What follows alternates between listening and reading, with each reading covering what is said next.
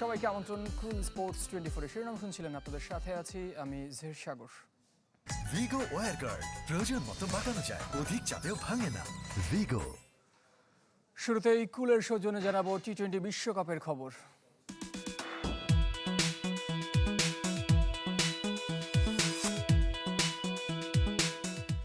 Cricket ক্যারিয়ারে ব্যাটারদের এমন দুর্দশা আগে দেখেননি তাসকিন আহমেদ। বিশ্বকাপ শেষে ঢাকা ফিরে এমন মন্তব্য করেছেন বাংলাদেশ দলের সহ অধিনায়ক। বিশ্বমঞ্চে ব্যর্থতার দায় স্বীকার করে নিয়েছেন এই পেসার। জানিয়েছেন প্রত্যাশা অনুযায়ী পারফর্ম করতে পারেননি দুই সিনিয়র ক্রিকেটার সাকিব ও মাহমুদুল্লাহ।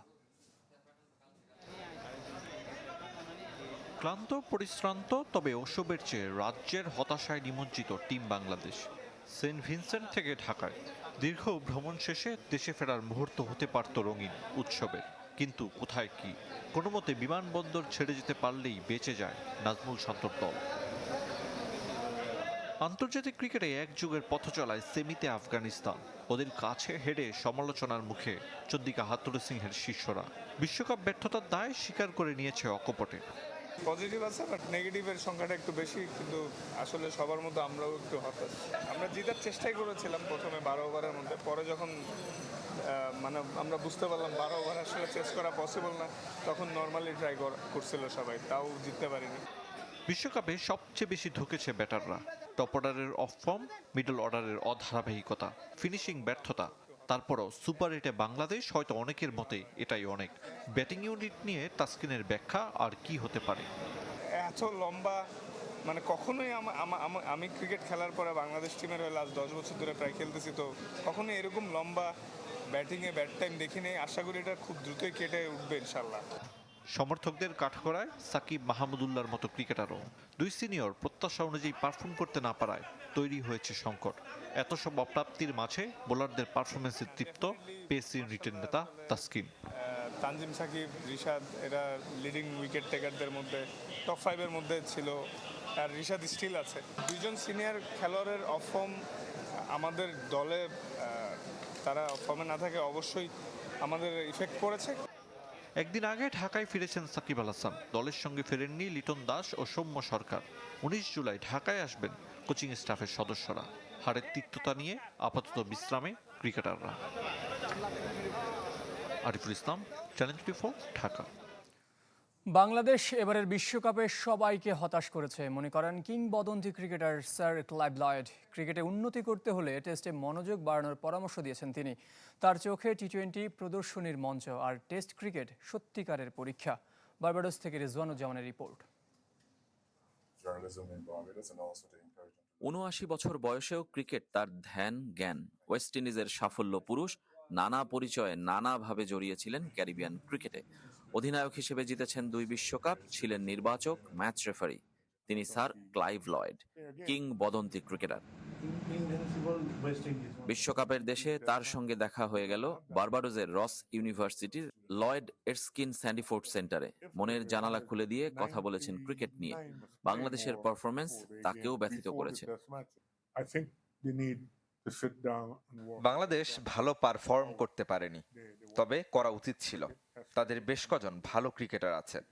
যেভাবে খেলেছে সেটা সত্যি হতাশার। একটা টেস্ট খেলুড়ে দেশ হিসেবে তাদের কাছে সবাই আরো ভালো কিছু আশা করে।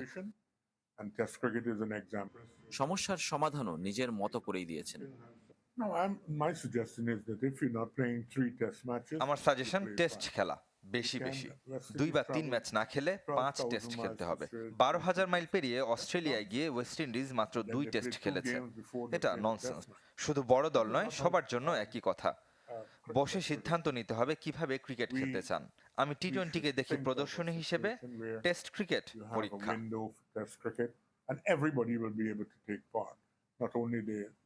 একা হাতে প্রথম ওয়ানডে বিশ্বকাপ জিতিয়েছেন ওয়েস্ট ইন্ডিজকে। পরের আসরেও তার নেতৃত্বে চ্যাম্পিয়ন ক্যারিবিয়ানরা। সাফল্যের রহস্য আরও একবার মনে করিয়ে দিয়েছেন, যেটা শিক্ষা হতে পারে বাংলাদেশের জন্য।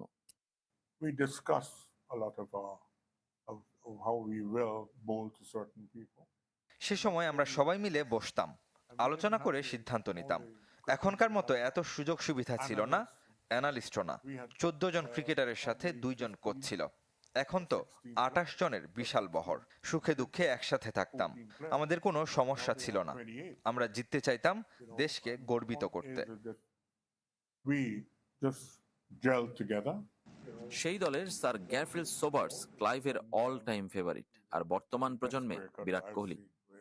One just Kohli is quite good. Sir Garfield Sobers আমার সব সময়ের পছন্দ, তার সাথে ব্যাটিং করা আনন্দের। সে আমার দৃষ্টিতে গ্রেটেস্ট ক্রিকেটার, তবে বর্তমান সময়ে পছন্দের একজন Kohli.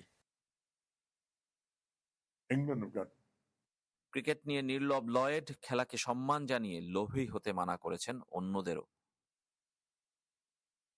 Rezwanuzzaman, channel 24, Barbados, West Indies.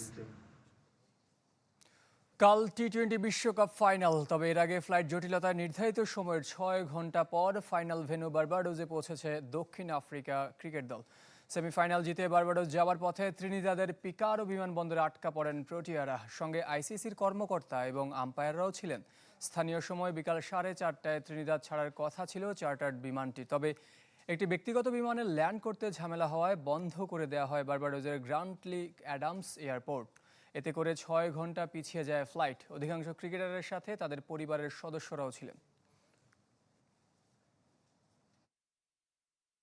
Barbados থেকে এই মুহূর্তে যোগ দিচ্ছেন রেজওয়ানুজ্জামান। রেজওয়ান, বাংলাদেশে আসলে রাত পোহালেই টি-20 বিশ্বকাপের ফাইনাল, ওখানকার পরিস্থিতি কেমন দেখছেন? ফাইনালকে কেন্দ্র করে আলাদা কোনো কর্মসূচি রেখেছে কিনা আইসিসি, এবং ফাইনালে বৃষ্টির বাগড়া দেওয়ার কোনো সম্ভাবনা দেখছেন কিনা?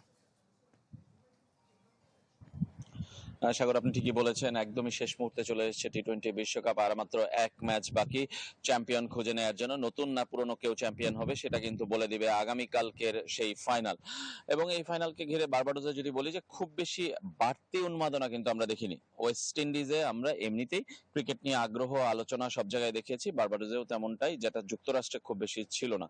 এবং বার্বাডোস যেহেতু ফাইনালের ভেন্যু, সেই কারণে একটু আলাদা জাঁকজমক কিংবা একটু আলাদা সাজসজ্জা সেটা আছে, কিন্তু ফাইনালকে ঘিরে আলাদা কিছু নয়। কেননা এর আগে 8টি ম্যাচ কিন্তু হয়েছে এই ভেন্যুতে।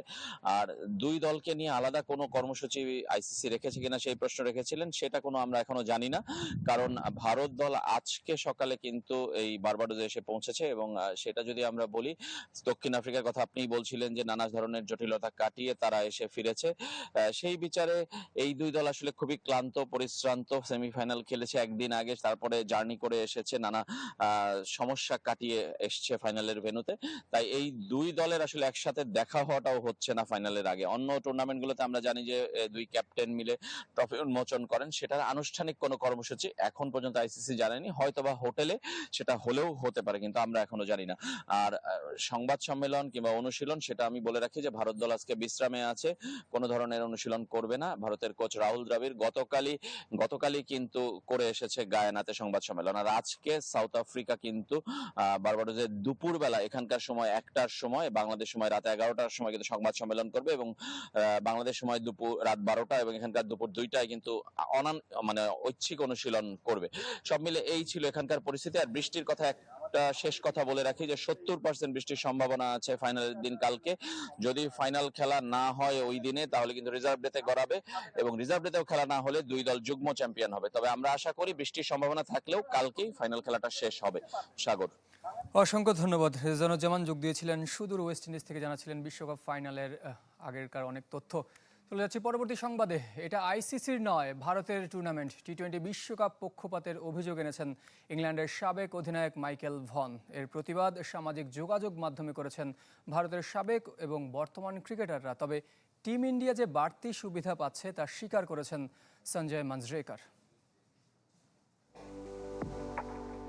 ধারাভাষ্যকার ডেভিড লয়েডের ভাষায় এটা ফিক্সিং।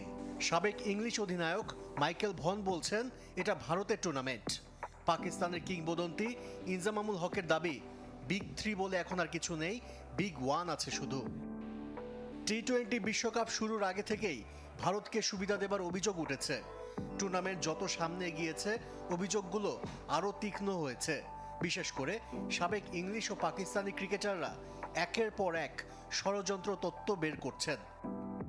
মাইকেল ভন সবচেয়ে সোচ্চার, যেখানেই মুখ খুলছেন আইসিসির দ্বিচারিতার কথা তুলে ধরছেন ইংল্যান্ডের সাবেক অধিনায়ক। I get that money's a big play in the world of cricket, তারা যেখানে চায় সেখানে খেলছে। তারা আগে থেকে জানতো সেমিফাইনাল কোথায় হবে। আমি বুঝি বিশ্ব ক্রিকেটে টাকার বিষয়টা গুরুত্বপূর্ণ, কিন্তু যখন বিশ্বকাপ হবে তখন আইসিসির উচিত দলগুলোর প্রতি স্বচ্ছ হওয়া।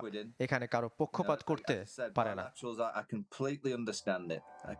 সেমিফাইনাল শেষে সামাজিক যোগাযোগ মাধ্যম এক্সে ভারতকে যেমন প্রশংসায় ভাসিয়েছেন মাইকেল ভন, তেমনি ছোট করে খোঁচাও দিয়েছেন। লিখেছেন, ভেন্যু হিসেবে গায়ানা বেছে নেওয়াটা কাজে দিয়েছে টিম ইন্ডিয়ার। তাতেই ক্ষিপ্ত ভারতের বর্তমান ও সাবেকরা। হরভজন সিং আর রবিচন্দ্রন অশ্বিনরা পাল্টা আক্রমণ করতে পিছপা হননি। ভারত অধিনায়ক রোহিত শর্মাও এ প্রশ্নের মুখোমুখি হয়েছেন, যদিও সুবিধা পাবার কথা মেনে নেননি। তবে আরেক সাবেক ভারতীয় ক্রিকেটার ও ধারাভাষ্যকার সঞ্জয় মাঞ্জরেকর অবশ্য স্বীকার করে নিয়েছেন। সুবিধা দেওয়া হয়েছে, এটা স্পষ্ট। রোহিতকে মানতেই হবে।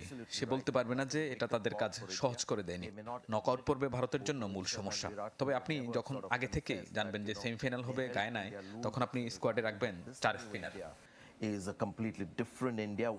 সাবেক ক্রিকেটাররা বারবার অভিযোগ তুললেও বোর্ডগুলো অবশ্য নীরব। তাই হয়তো আইসিসি ও পক্ষপাত থেকে সরতে পারছে না। আশিক রুদ্র, চ্যানেল 24। 304 ফুড গ্রেড স্টেইনলেস স্টিলে তৈরি, যা নিশ্চিত করে জংবিহীন সিঙ্কের আজীবন নিশ্চয়তা। আরএফএল কিচেন সিঙ্ক, স্বাস্থ্যকর কিচেনের চিরস্থায়ী সমাধান। কুল স্পোর্টস 24 নিচ্ছে একটা বিরতি, আমাদের সঙ্গেই থাকবেন। আপনারা দেখছেন কুল স্পোর্টস 24, সঙ্গে আছি জহির সাগর। জানাবো কোপা আমেরিকার খবর। কোয়ার্টার ফাইনালের স্বপ্ন বাঁচিয়ে রাখার মিশনে কাল প্যারাগুয়ের বিপক্ষে নামবে ব্রাজিল। প্রথম ম্যাচে কোস্টারিকার সাথে ড্র করে সমালোচনার মুখে সেলেসাওরা। নেভাডায় ম্যাচ শুরু হবে সকাল 7টায়। অন্য ম্যাচে ভোর 4টায় কোস্টারিকার মুখোমুখি হবে কলম্বিয়া।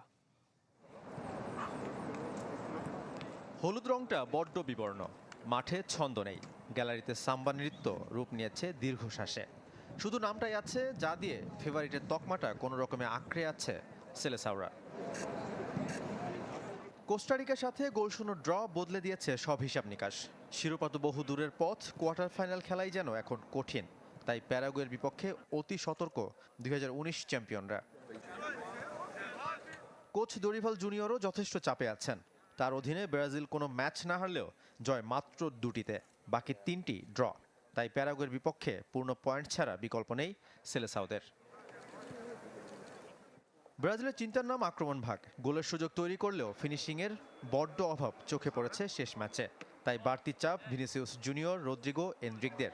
কেউ যেন মিল খুঁজে পাচ্ছেন না ক্লাব আর জাতীয় দলের পারফরমেন্সে। যদিও 10ম শিরোপার সন্ধানে থাকা ব্রাজিল পাচ্ছে ফিট স্কোয়াড। অনেকটা ডু অর ডাই ম্যাচ প্যারাগুয়ের জন্য। টুর্নামেন্টে টিকে থাকতে পয়েন্ট চাই এই ম্যাচে। তবে গুস্তাভো ভিলাস্কুয়েস, আন্দ্রেস কুবাসদের হলুদ কার্ড চিন্তার কারণ। সঙ্গে সাম্প্রতিক পারফরমেন্সেও অনেক পিছিয়ে লা আলবিরোহা। 5 বারের বিশ্ব চ্যাম্পিয়নদের বিপক্ষে শেষ 4 ম্যাচেই হার। দু দলের 83 দেখায় 51 জয় ব্রাজিলের। প্যারাগুয়ে জিতেছে 13টি। ডি গ্রুপে একটি করে ম্যাচ খেলেছে 4 দেশ। 3 পয়েন্ট নিয়ে সবার উপরে কলম্বিয়া, আর এখনও খাতা খুলতে পারেনি প্যারাগুয়ে। ব্রাজিল ও কোস্টারিকার পয়েন্ট 1 করে। সাফায়েত মিদুল, চ্যানেল 24। আবারও ফিরে এলাম কুল স্পোর্টস 24-এ।